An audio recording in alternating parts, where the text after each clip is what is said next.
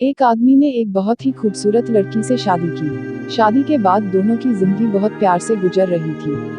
वह उसे बहुत चाहता था और उसकी खूबसूरती की हमेशा तारीफ किया करता था।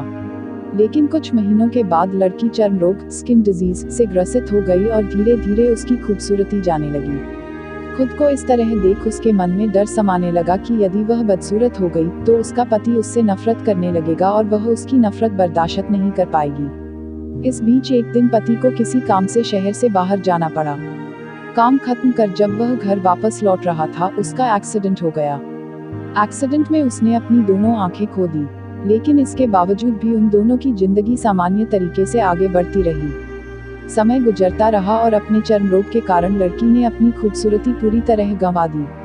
वह बदसूरत हो गई, लेकिन अंधे पति को इस बारे में कुछ भी पता नहीं था।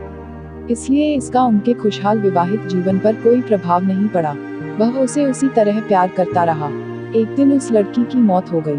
पति अब अकेला हो गया था। वह बहुत दुखी था।